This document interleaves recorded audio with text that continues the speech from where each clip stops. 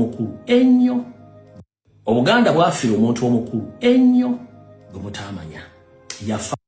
Obuganda bwafiira omuntu omukulu ennyo gwe mutamanya. Yafa atya, ani yamutta. Omanyi muyinza okulaba Lumbuye n'atudde wano kafumu eggulama ng'ayo mugadi Lumbuye ng'ayogera kiki nga tomanyi Lumbuye yaani okuma mulaba ku mutimbagano. Nze ekirungi ngezezzaako banyonyola Lumbuye nzaani. Ne Kazende boy Mukama nga tannamujjulula yabanyonyola Lumbuye yaani. Naye tetujja gendayo. Ntwala okusaasira kwange eri Nakabutuzi eyabutuza Nalongo gwe mmanyi AK47 eyawumula omwezi oguwedde. Maama kitalonyo ddala, abaana kitalonyo ddala, bulukwana bukona mikwano kitalonyo ddala. Wabula mwali mumanyi Nalongo ekiki kyali. Kandi bavire ku ntono mbabulire n'enfa inaani yamutta temwamanya. Manyi wano mugenda kulikodingawo nnyo. Mwana muwala oyo Nalongo AK47 yali mukyala wa nkizo nnyo era aliko empewo za Buganda ezitalina. Emboozi gye babanyumiza simanyi yafa, simanyi asima, simanyi yafa biki, oyo kasasiro. Nalongo AK47 yagiwa obujja era bamuwa butwa. Ani yamuwa obutwa, lwaki yamuwa obutwa. Mwasembayo okumanya nti AK47 Nalongo AK47 yali muganzi w'omugenzi AK47 mutabani wa muganda wa Kamiliyoni, ate era yaganzaako ne muganda waffe Labadaba. Wabula omusajja owokusatu temwamumanya. Mbalaba ku mutimbagano kuno abantu abamu nga mukola ensobi. Waliwo omusajja mukulu gwe nabagambako eyita Omulangira Nakibinge era yeetumako n'Obwakabaka bamutikkirako n'omutikkira. Nakibinge oyo si musajja Muganda, si musajja muki, si musajja Mulangira. Nabagamba n'emirimu gye yali akola. Yali musisi wa Kijiri ku taxi ez'Eruzira Kirombe nga si Mulangira. Abantu ba Museveni bajja aseetinga ne basoma ennono ne bagimanya ne bamanya buki bagenda okuinfluencinga abantu. Ekyo yakibuka bulungi nnyo. Omwami Nalongo gwe yasembayo okuganza ye mwami oyo eyita Omulangira Nakibinge eyefuula Kabaka.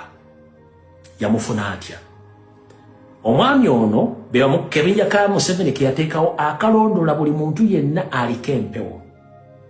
Abamanyi Nalongo bakuba n'amanyi music industry biki oyinza okunda social media alundi nenga tomanyi kikendi.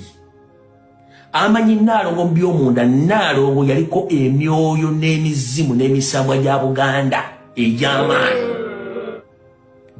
Omusajja yamusipotinga nti Nalongo aliko empewo. Ng'emu ku bantu baali banoonyezza ebbanga baliko empewo za Buganda. Oyo omusajja mmwe Nakibinge n'akwana Nalongo n'amwessa n'amufunza. Nalongera okugenda okuva e Bungereza okudda e Uganda yali azze kusetolinga kutandika kukola emirimu emitongole egy'empewo za Buganda. Omwami ono agenda okunoonyeza okukola research ng'omukyala alina amaanyi. Abantu ne bagezaako nnyo okugamba Nalongo omusajja oyo tulina okubonesebwa okulabikibwa obubaka nti omusajja oyo mukyamu agenda kutusaako obuvune. Nalongo abantu bonna bamutusaako amawulire n'abakyawa n'ababulookinga. Ng'akasajja kamugamba tofa ku bibogera abakulimba biki. Jjukira omwami oyo alina convince language. Jjukira omwami mulungi nnyo mu kweseetinga.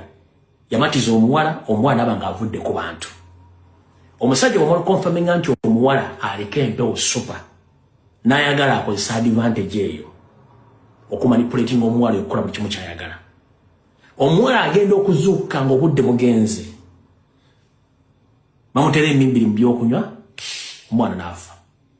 Mission neggwa ey'okugyawo omwana oyo kubamu ku baana abawala abadde n'empewo ezikuuma Buganda era abadde bagezaako nnyo okuzuukusa empewo za Buganda ng'ani amuse musajja oyo gwe muyita Kabaka gwe muyita Omulangira. Ku mwenna tebadde akimanyi nti Nakibinge yasembayo kuba ne Nalongo.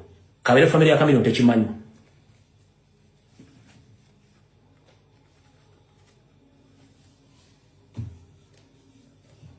kebere family ya kamilioni kyekitu kimanyi ayagala okimanya ng'oyafuna obujulizi noonyereza ku bantu abadde ne Nnaalongo ebbanga lyonna abamanyi munda vakubire mulabyo alumbi mulako mulaba ku social media yes abaddeko Nnaalongo bamumanyi Nnaalongo abaddeko n'amaanyi aga Buganda vako ga family aga Buganda akasajja kamusipotinga ne kamuwa obutwa Nnaalongo n'afa.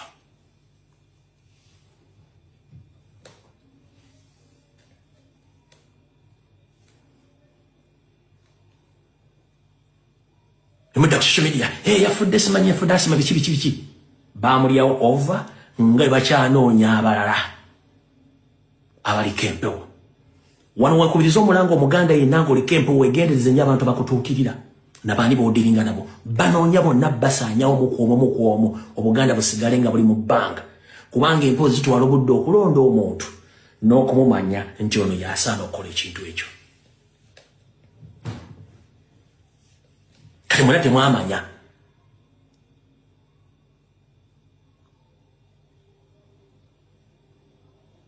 kebere TV kebere radio kebera tebyamanyi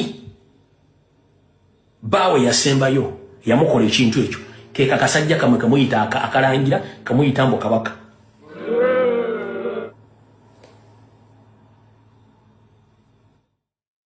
amazima gakerewa naye ekikulu kuba kutuuka gamala ne gatuuka ago amawulire teri abadde asobola kugamanya singa oba toli munoonyereza nnyo oba singa oba tomanyi bya munda anti bakugamba nti n'eby'omwoyo bimanyibwa ba mwoyo kakati embeera eyo etuuka ku bantu bangi mu ggwanga lino naye kiba kizibu nnyo abantu okutegeera kubanga bakugamba nti ebintu ebimu bikolebwa nga birimu n'omukono ogw'abanene abafuga eggwanga lino tosobola kukitegeera kubanga bateekawo emboozi nnyingi nnyo olumu ne postmortem report zifulumizibwa nga ziraga obulwadde obwassa omugenzi buba bulala naye ng'ate bw'okola okunoonyereza okutuufu kuvaayo ng'era birala kakati famire y'omugenzi